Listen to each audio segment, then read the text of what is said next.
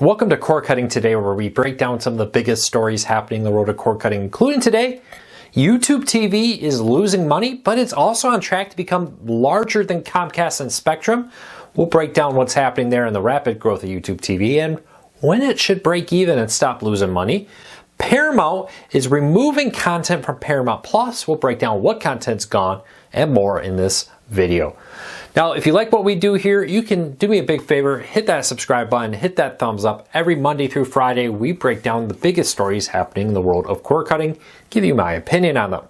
If you want to learn more about the stories I talk about, check out the show notes down below, and in the first pinned comment, I'll put a link to each story I talk about there.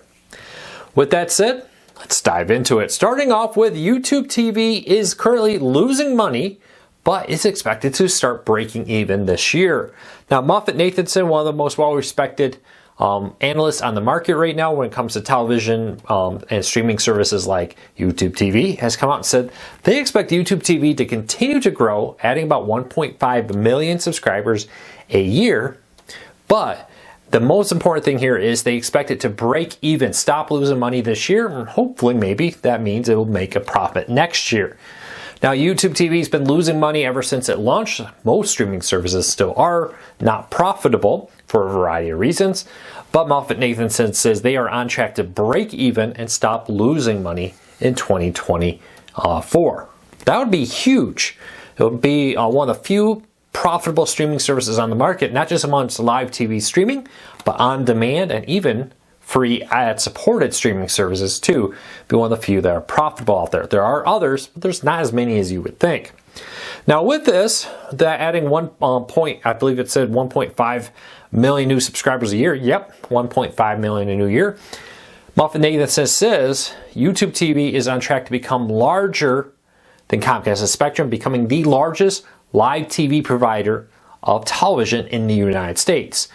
Now, they come at this because they expect YouTube TV to continue to add subscribers. At the same time, Spectrum and Comcast, the number one and number two live TV services in the United States, are losing. And they predict that at some point in the not too distant future that we'll see these two services flip, and that streaming will now be the number one way people or service out there. Cable TVs will no longer dominate as the number one out there. Now, in total, 50% of Americans have canceled cable TV and streamed their content online. The problem being here is that's distributed across many services. Comcast and Spectrum still have more subscribers than YouTube TV, for example, but that's expected to flip. Be interested to see if that happens, but MoffettNathanson seems to be very confident that YouTube TV will become larger than Comcast and Spectrum. That'll be a big turning point because the more subscribers you have, the more bargaining power you have with television networks, the more pressure you can put on them. Will YouTube be able to successfully do that? We'll see how it plays out, but get your predictions in. Do you think that will happen in 2026, 2027, 2028? Maybe earlier. Will happen next year? Get your prediction in now. Leave me a comment. Let me know what year you think YouTube TV will become the largest provider of live television channels like ESPN, FS1, and the like in the United States. All right, Paramount Plus is removing more content. You may have noticed recently Paramount Plus removed a bunch of Nickelodeon content, including Rugrats and other networks out there or other shows from Nickelodeon has been removed with this. Okay, let me go there. Are You Afraid of the Dark's been removed, Blue's Clues, and You, It's Pony, and other Nickelodeon shows have been removed. Why is Paramount Plus removing content? They're not alone. Disney Plus just did it recently, and others. Basically, they pay residual revenue to these actors, directors, content. There's an expense to have it on the service. Even though Paramount owns those shows and they own the streaming service, well, they own most of those shows, it doesn't mean that these shows come without expenses to be on a streaming service. For example, we just had that big strike last year. A lot of it was about actors, directors, and the like getting paid after a show is streaming. What's their residuals look like from that? They receive their money up front, but often a lot of TV contracts include residuals, which means, hey, you get a certain percentage of DVD sales after the movie goes out, you get a certain percentage of streaming revenue. And that was a big fight. They wanted a higher chunk of streaming revenue to make up for smaller DVD and physical media revenue. Well, because of that, now some streaming services are looking at this and saying, hey, we're still losing money. Paramount Plus is not expected to break even or make a profit until maybe late this year, more likely next year. And by reducing the amount of content they offer, they reduce the amount of money they're paying to all these directors, actors, and the like, allowing them to get a little closer to becoming profitable a little faster. Look for this to become a continued issue. We saw Disney do this recently. We saw Paramount Plus do this, canceling some popular shows and stop streaming them, like Star Trek Prodigy, which ended up eventually moving over to Netflix. But look for this to become a more popular thing going forward to reduce cost. And I know it's confusing. The other confusing thing here is sometimes because a show airs on Nickelodeon, for example, it doesn't mean that Paramount 100% owns the show. They may be splitting partial ownership with that with a third-party company that actually developed the show, made the show, and then Paramount bought the rights for it. And that may mean they need to pay that third party too. Removing that content removes their need to pay that third party.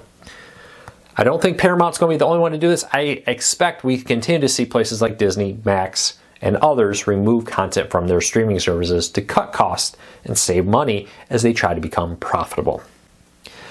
All right, if you're looking for what live TV streaming service is right for you, we have our updated April 2024 chart of YouTube TV versus DirecTV Stream versus Hulu, Fubo, Sling TV, Philo, and more. We break down what channels they offer, what DVR features they have, what packages they offer, and more. You can find a link to that in the show notes and in the first pinned comment. I'm not going to dive into it in depth here, but the great thing about cord cutting is everybody has something different they like and want. And the great thing about cord cutting is you can decide what's right for you. So check that out. Link in the show notes down below if you want to see which service. There's been a lot of changes. For example, Hulu just added Major League Baseball and the Strike Zone channels to their service in time for the start of the 2024 Major League Baseball season. So check it out. You can find a full breakdown there at cordcuttersnews.com. All right, if you're looking for everything new on Hulu, Max, and more, check out cordcuttersnews.com. Again, I'm not going to break down everything new on these services, but we did put posts up of many major live TV streaming services or on-demand services and what's new in April there over at cordcuttersnews.com.